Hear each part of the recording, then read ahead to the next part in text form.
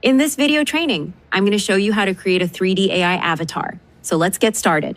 Once again, if this is your first time using this app, you're just going to click on Explore GPTs. Once you click on Explore GPTs, and you can just type in consistent and it should pop up. And once it pops up, you're going to click on it and you're going to click Start Chat. Once you click Start Chat, it's going to tell you to click here to start creating a design. And then it's going to start asking you a series of questions like before. Should the character be male or female? We're going to say female again. And we're going to press enter. And then it's going to ask us some more questions.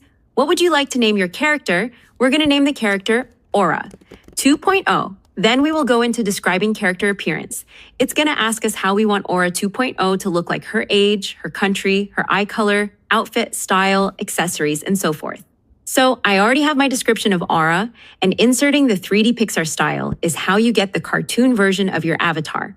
As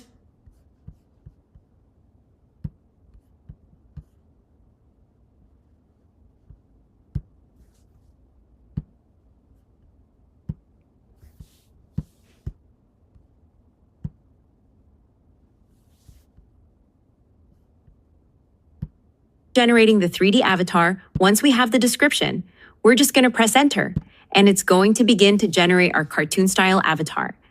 Now, this is the image of our 3D Pixar. This looks like a cartoon version of the realistic one we created in the first video training. It looks amazing, and it is 3D style. So the differences between the realistic and the 3D cartoon style. Final tips for creating 3D style. When it comes to chat, GPT is basically, you're just going to tell ChatGPT to create a 3D. You can either say cartoon style or Pixar style, and it's going to give you that cartoon version of an avatar that you are looking for.